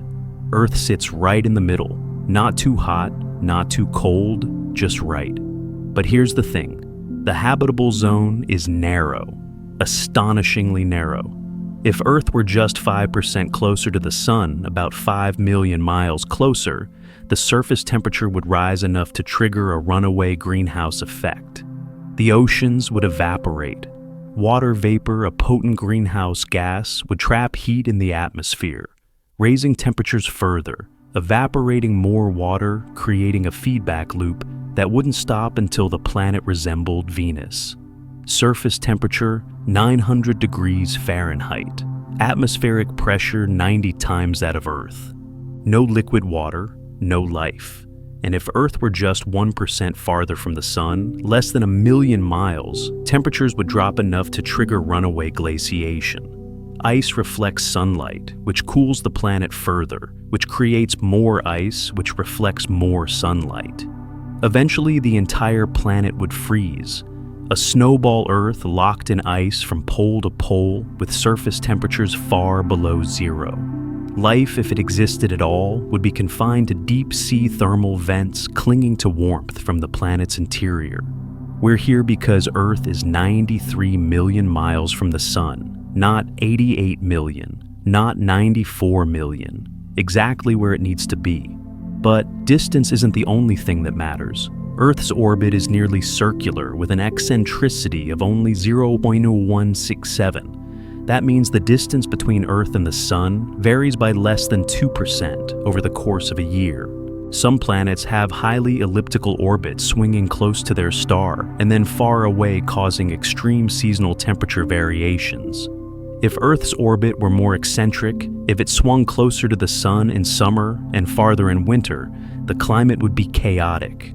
Oceans might freeze in winter and boil in summer. Life couldn't adapt fast enough. But Earth's orbit is stable, gentle, predictable, and it's been that way for billions of years. Then there's axial tilt. Earth's axis is tilted 23.5 degrees relative to its orbit around the Sun. That tilt is why we have seasons. In summer, the northern hemisphere tilts toward the Sun, receiving more direct sunlight. In winter, it tilts away, receiving less. The opposite is true for the southern hemisphere. This creates a rhythm, a predictable cycle of warmth and cold growth and dormancy, light and dark. But what if the tilt were different? What if Earth's axis were tilted 90 degrees? Like Uranus' one hemisphere would face the Sun continuously for half the year, baking in constant daylight while the other hemisphere froze in perpetual night. Then, 6 months later, they'd switch. The temperature swings would be catastrophic. No ecosystem could survive. And what if there were no tilt at all? If Earth's axis were perpendicular to its orbit, there would be no seasons. The equator would be scorching year-round, while the poles would be frozen wastelands. The temperate zones we rely on for agriculture wouldn't exist. Life would be confined to narrow bands, struggling to survive in a planet of extremes. But Earth's tilt is 23.5 degrees, not 0, not 90, just enough to create seasons without creating chaos. And here's the miraculous part: that tilt is stable. It doesn't wobble wildly. It doesn't shift over time. And the reason it's stable is the moon. The moon, created by the Theia impact 4.5 billion years ago, acts as a gravitational anchor. Its mass is large enough to stabilize Earth's axial tilt, preventing it from chaotically shifting over millions of years. Without the moon, Earth's tilt would vary between 0 and 85 degrees, driven by gravitational interactions with Jupiter and Saturn. The climate would be unpredictable, seasons would be erratic, and complex life might never have evolved. Mars, which has no large moon wobbles, its axial tilt varies between 15 and 35 degrees over timescales of hundreds of thousands of years. That instability creates extreme climate swings. At times, Mars's poles point directly at the sun, causing massive sublimation of ice and temporary thickening of the atmosphere. At other times, the poles freeze over, completely locking most of the atmosphere into ice caps. Mars can't sustain a stable climate, and it never will. Earth can, because of the moon, because of an impact that almost destroyed us, but instead gave us stability. Do you ever think about how unlikely that is? That a random collision 4.5 billion years ago happened to create a moon, just the right size, at just the right distance to stabilize Earth's rotation for billions of years. It's not designed, it's not planned, it's just extraordinarily lucky. Then there's the atmosphere. Earth's atmosphere is 78% nitrogen, 21% oxygen, and trace amounts of other gases. Oxygen is toxic to most anaerobic organisms, and yet it's essential for complex life. For billions of years, Earth's atmosphere had no oxygen. It was mostly carbon dioxide, nitrogen, and methane. But around 2.4 billion years ago, cyanobacteria, simple photosynthetic organisms, began producing oxygen as a waste product. Slowly, over hundreds of millions of years, oxygen accumulated in the atmosphere. It poisoned many existing organisms, but it also created opportunities for new forms of life. Aerobic respiration using oxygen to extract energy from food is far more efficient than anaerobic processes. It allowed cells to grow larger, more complex, more active. Without oxygen, there would be no animals, no insects, no fish, no birds, no you. But oxygen didn't just enable complex life. It also created the ozone layer. Ozone, a molecule made of 3 oxygen atoms, forms in the upper atmosphere when ultraviolet light from the sun splits oxygen molecules apart. The ozone layer absorbs most of the sun's harmful UV radiation, preventing it from reaching the surface. Without the ozone layer, UV radiation would sterilize the land. Life would be confined to the oceans, hidden beneath meters of water. Earth has an ozone layer. Mars doesn't. Venus doesn't. And that's one reason life thrives here and nowhere else in the inner solar system. Earth also has a magnetic field. Generated by the movement of molten iron in the planet's outer core, the magnetic field extends thousands of miles into space, creating a protective bubble called the magnetosphere. This field deflects most of the charged particles streaming from the sun, the solar wind. Without it, the solar wind would strip away Earth's atmosphere molecule by molecule over millions of years. Mars lost its magnetic field billions of years ago. Its atmosphere was stripped away, leaving only a thin, cold remnant. Venus never had a strong magnetic field. Its thick atmosphere survived only because the planet is massive enough to hold on to it through gravity alone. But Earth has both, a magnetic field and an atmosphere. 2 layers of protection working together, shielding the surface from radiation, preserving the air we breathe. It's almost too perfect, too convenient. But it's not design, it's geology, it's physics. It's the churning of liquid metal deep below your feet, generating invisible lines of force that curve through space, bending the solar wind around the planet like water flowing around a stone. Here's another thing most people don't realize. Earth is the right size. Not too big, not too small.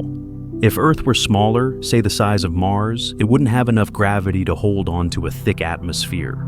Lighter gases like hydrogen and helium would escape into space. The planet would cool faster, its core solidifying, shutting down the magnetic field. It would become a cold, dead world like Mars. If Earth were larger, say twice, its current mass gravity would be too strong. The atmosphere would be thicker, denser, trapping more heat. The surface pressure would be crushing, and tectonic activity might be so violent that the crust would be unstable with constant volcanic eruptions and earthquakes, making life impossible. But Earth is exactly the right size.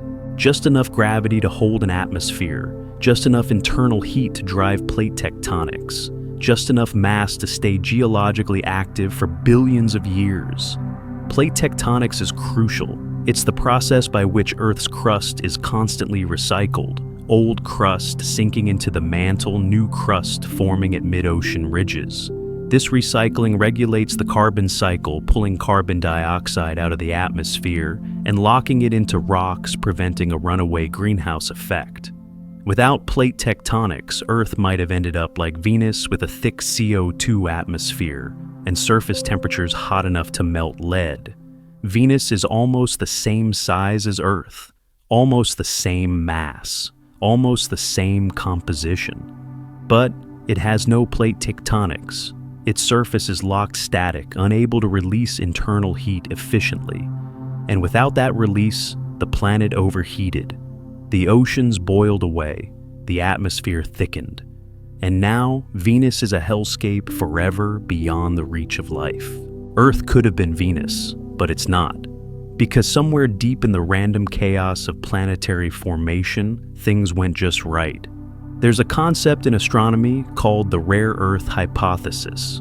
It suggests that while simple life might be common in the universe, complex, life, animals, plants, intelligent beings might be extraordinarily rare. Not because life is difficult to start, but because the conditions necessary to sustain complex life for billions of years are so specific, so unlikely that most planets fail.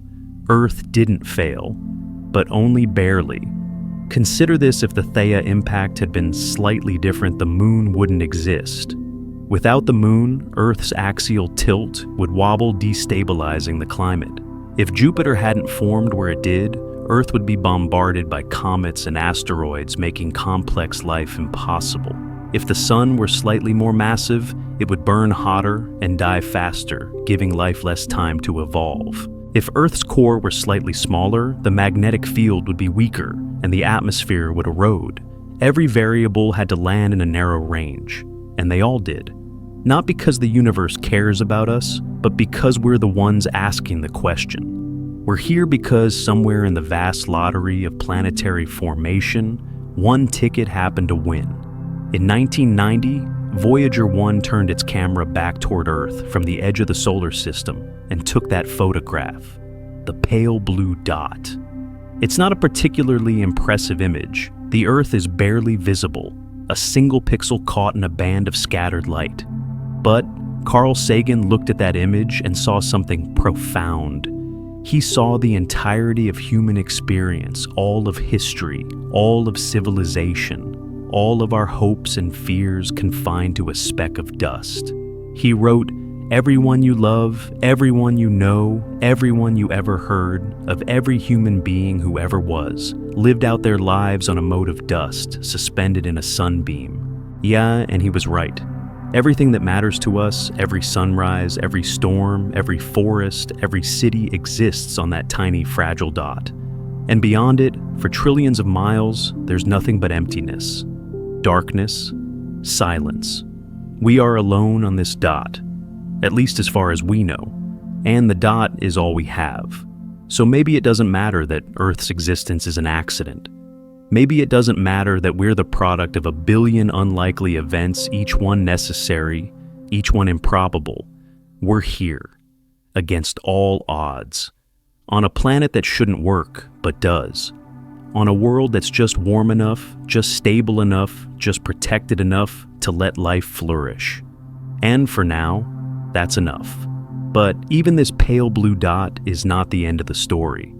There's one more chapter, one more reflection. One more quiet truth waiting in the dark about light and memory and the long, slow journey home. We've traveled far tonight, back to the beginning, to a cloud that drifted in silence for millions of years. We watched it collapse, watched the sun ignite, watched planets form from dust and violence. We followed comets through the dark, stood in the shadow of Jupiter's protection, gazed at Saturn's rings glowing like a ghost, and we returned finally to this pale blue dot, this fragile accident spinning in the void. But there's one more thing to understand, one more truth about light and time, and the strange way the universe remembers. The light you see from the sun right now, the warmth on your skin, the glow through your window, left the sun's surface 8 minutes and 20 seconds ago.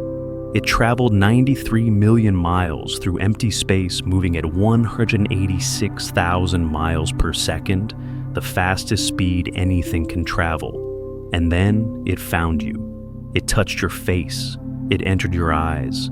And in that moment, you experienced the sun, not as it is now, but as it was 8 minutes ago. You are always looking into the past. When you look at the moon, you see it as it was 1.3 seconds ago. When you look at Mars, you see it as it was between 4 and 24 minutes ago, depending on where it is in its orbit.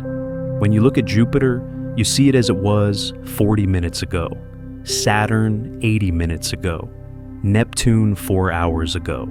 The farther you look, the deeper into the past you see.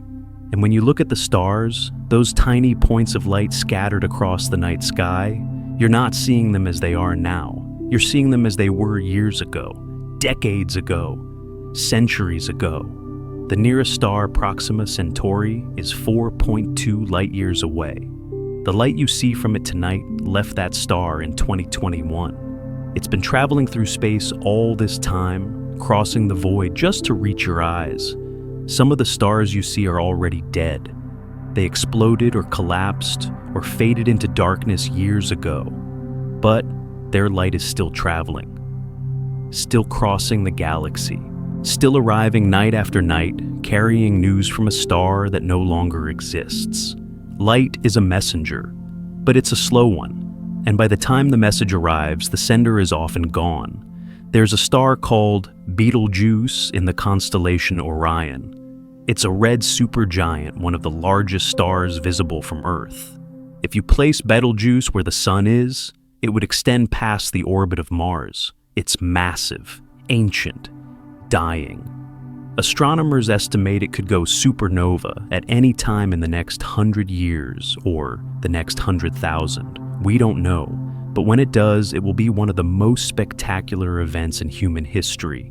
For weeks, maybe months, Betelgeuse will shine brighter than the full moon. It will be visible during the day, a second sun blazing in the sky, slowly fading. But here's the thing, Betelgeuse is 548 light years away. If it exploded tonight, we wouldn't know for 548 years. The light from the explosion would travel across space through the darkness for more than 5 centuries before reaching Earth.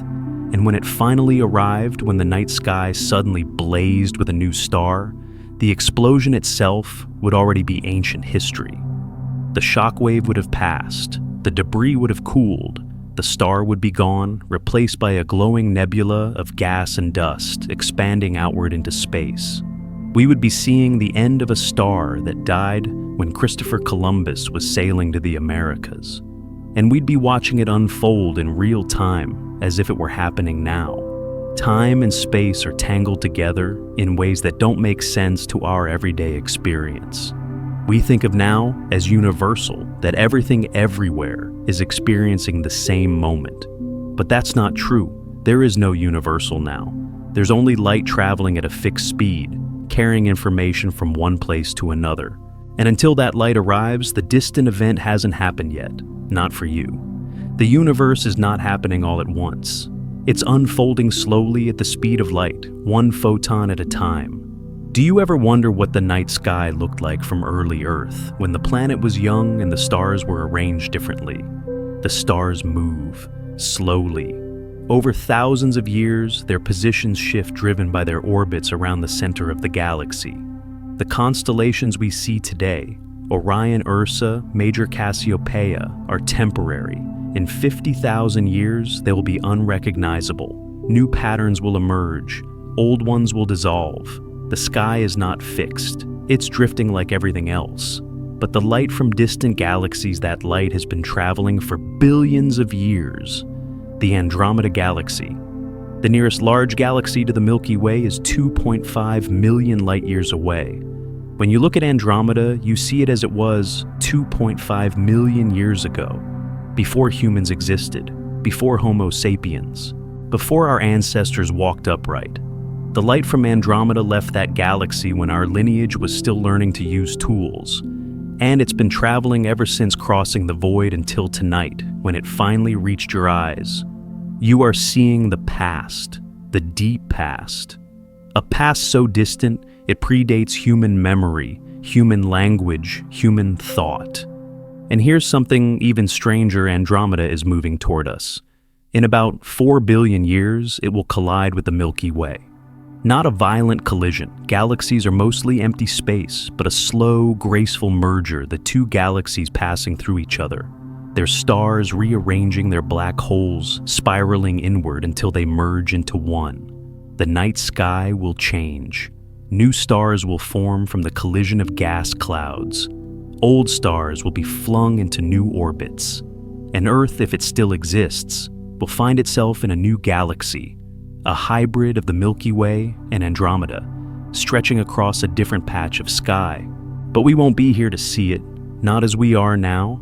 The sun will have already begun its death, expanding into a red giant, consuming Mercury, Venus, and possibly Earth. Life, if it survives, will have moved elsewhere, to the moons of Jupiter, to distant exoplanets, to places we can't yet imagine. But the light from those events is already on its way. It's traveling toward us across billions of years, carrying news of endings and beginnings we'll never witness. And somewhere in the distant future, someone or something will look up at the sky and see the light from our sun as it was today. They'll see the pale blue dot, still orbiting, still glowing, still carrying the memory of a species that once looked up and wondered what it all meant. Light is memory, and memory is all that survives. The solar system was born from light, from the death of a star whose explosion seeded the galaxy with the elements that would become planets, oceans, forests, and you. The sun was born in darkness and spent 100,000 years learning how to shine. The planets formed from dust that remembered how to fall. The moon was born from violence and gave Earth the gift of stability. Comets carried water and chemistry across the void, delivering the ingredients for life. Jupiter stood watch, absorbing impacts meant for us. Saturn's rings glow softly, a reminder that even endings can be beautiful. And Earth, fragile, improbable, impossibly lucky, became the one place in the solar system where life could flourish. All of it born from light, all of it returning to light. When you close your eyes tonight, the light from the sun will still be traveling. It will pass the moon in 1.3 seconds. It will reach Mars in 12 minutes. It will pass Jupiter in 40 minutes. Saturn in 80 minutes. Neptune in 4 hours. And then it will leave the solar system entirely, crossing the Kuiper Belt, the Oort cloud, the vast emptiness between stars. In 40,000 years, it will pass the nearest star. In 1,000,000 years, it will be deep in interstellar space, a tiny photon carrying the memory of a star that still burns a planet, that still spins a moment that is already gone. And maybe billions of years from now, that photon will reach another world, another being, another eye. And for just a moment, they'll see the sun as it was today. They'll see Earth glowing faintly in the darkness. And they'll wonder, just as we do, if anyone was looking back. You are made of light. Not metaphorically, literally. The atoms in your body were forged in stars, the calcium in your bones, the iron in your blood, the oxygen you breathe. All of it was created in the cores of dying stars, scattered across the galaxy, gathered into a cloud, collapsed into a disk, assembled into a planet, and eventually into you. You are a fragment of the universe that learned to see itself. a collection of stardust that became aware, a pattern of atoms that can look up at the night sky and recognize with something close to awe that it came from there, that it belongs to the stars, that it always has. Some nights when the world feels too heavy, when the noise and light and chaos of modern life become too much, it helps to step outside, to look up, to let your eyes adjust to the darkness, and slowly the stars emerge, one by one, faint at first, then brighter, until the sky is full of them scattered like salt on black cloth. Each one is a sun. Each one is a furnace of fusion, burning hydrogen into helium, pouring light into the void. And that light is traveling toward you across distances so vast, they defy comprehension just so you can see it. Just so you can stand in the dark and feel for a moment connected to something older and larger and more patient than anything human. The universe is not empty. It's full of light. Light that's been traveling for millions of years. Light that carries the memory of stars that died before Earth was born. Light that's still arriving, still glowing, still crossing the dark, looking for someone to notice. And tonight, you noticed. You stood in the quiet. You listened to the story of how we came to be. And maybe in the listening you felt it, that ancient pull, that thread, connecting you to the beginning, to the cloud, to the collapse, to the first breath of the sun. We are not separate from the universe. We are part of it, made from it, shaped by it. And one day we will return to it, our atoms scattered, recycled, reformed into something new. A cloud, a star, a planet, a being that will look up just as we do and wonder. Creation is a circle, and light is the thread that binds it all together. Thank you for drifting with me tonight, for walking through the darkness, for listening to the story of how light became us. The solar system is still out there spinning quietly in the void. The sun is still burning. The planets are still orbiting, and the light is still traveling endlessly, patiently, carrying the memory of the beginning. There are more stories waiting, more journeys through the quiet, more truths hidden in the stars. And when you're ready, I'll be here waiting to guide you through them. Until then, rest easy, dream softly. And remember, you are made of starlight, and starlight never truly fades. Sleep well. Dream gently. Good night.